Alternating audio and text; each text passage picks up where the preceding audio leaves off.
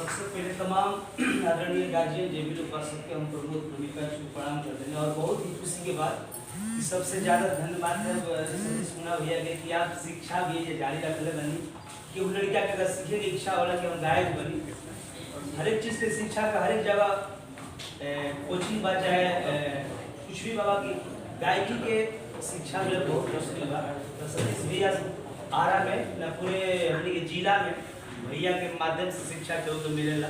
हमने के लड़का रह जा तो भैया के गाना बजाना सुनी जा और अभी तक यहाँ के स्कूल और कोचिंग चलाई है जिसे बाबू अभी इतना सुंदर ही गावत रही और हमारा आशीर्वाद रही और भगवान से विनती रही कि तू उनके पूरे भोजपुर पूरे बिहार के तू नाम रोशन करा और इंडियन आइडल लेके जाएगा। Thank you Pramod ji. और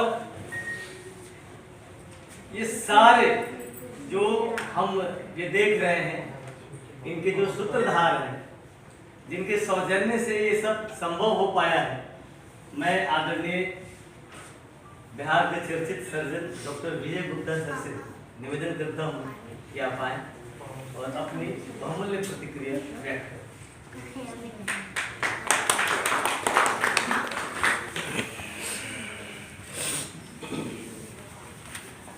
सबसे पहले इतने शॉर्ट नोटिस पे हमारे सभी माननीय हमारे एक बुलावा पे आ गए, इसमें कहीं कोई शक नहीं है कि ये छठ माई का और भगवान श्री राम का ही आशीर्वाद है जो इतने अतिथि हमारे द्वार पे आए और हम उनका सम्मान कर सके, इसके लिए मैं आपका तहे दिल से और विशेष करके मैं अपने बचपन के मित्र नवीन भाई का कि मुझे रात में पता नहीं था कि वो इतने कष्ट में है और बावजूद ये आए, फोन पे लिखे कि हम नहीं आएंगे तो आप कुछ और समझेंगे, इसीलिए मैं जरूर आऊँगा। तो मैं आपको विशेष आभार व्यक्त करता हूं और साथ ही खुशी का गाना गाना कोई प्लान एक्शन मेरा नहीं था, कोई प्लान सोच नहीं था। एक ये महज एक्सीडेंट कर सकते हैं।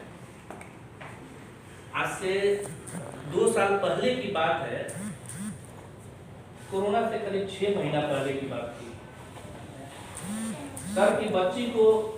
उसका भी नाम खुशी है, उसका भी नाम खुशी है और यही 2-3 बजे के आसपास उसको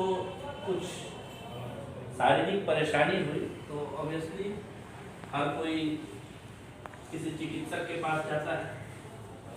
हालांकि स्थिति आपको पता है कि ज़्यादातर ऑफ टाइम में एक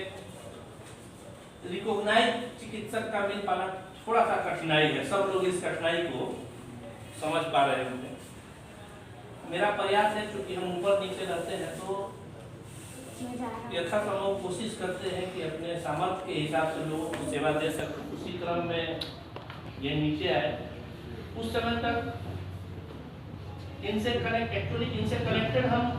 1989 से लेकर 1993 तक हम कनेक्टेड थे और इनके द्वारा आपको बता दूं कि चूंकि ये यूँ इत्तेफाक नहीं कहेंगे, कहीं ना कहीं कोई जुड़ाव तो था। 92-93 में एक नागरी पंचायती में सगुन पंछी करके एक चित्र नाटक का ये हुआ था। मेरी दुकान हुआ करती थी जेल रोड में, उसके सामने जैन कन्या पाठशाला में रिहर्सल इनका चलता था और भी लोग थे। रजनीश जी जो आज पत्रकार के संपादक हैं वो थे उसके डायरेक्टर।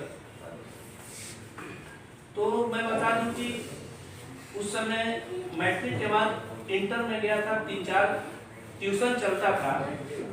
अब उस रिहर्सल में पार्टिसिपेट करने के लिए ट्यूशन का बहाना बना के क्लास छोड़ के रिहर्सल करता था। और निश्चित तौर पे जैसा इन्होंने बताया कि खुशी का टारगेट कुछ और हो सकता है, लेकिन आप कहीं भी जाए एक अगर एक्स्ट्रा एक्टिविटी आपके साथ जुड़ जाता है जो किताब से हट के होना चाहिए, ताकि उसको परफॉर्म करने के लिए आपको किसी चीज की जरूरत नहीं हो। तो आप कहीं भी जाते हैं, अभी आपको याद होगा IAS IPS तो बहुत होंगे, लेकिन जो एक पारा एथलीट आपको नोएडा के जो DM है, जो अभी गोल्ड मेडल लिए, कितने IAS कितना टॉपर होंगे वो अलग बात है, लेकिन उनका अगर नाम और सम्मान की बात करें तो उनके पैरेलल में कोई अभी नहीं है। तो इसी चाहत में मैंने इनसे पूछा, कुछ रिश्तेदार हमारे यहाँ आए थे, इसके आवाज़ को लेके बोलने लगे कि इसका आवाज़ बड़ा भारी है, तो आके मम्मी से अपने बोली, मुझसे बोली। तो सर जब आए थे अपनी बेटी को दिखाने तो मैं देख के सब बताया, उसके बाद बोला कि सर हम चाहेंगे कि दोनों बच्चा को थोड़ा आप देखें कि ये क्या कर सकता है। जैसे हम लोग उसका महत्व नहीं देते हैं कैरियर काउंसलर का, बच्चों में मैं एक चिकित्सक होने के नाते भी आपकी बात कर रहा हूँ, क्योंकि हम लोग को साइकेट्री भी पढ़ाया जाता है,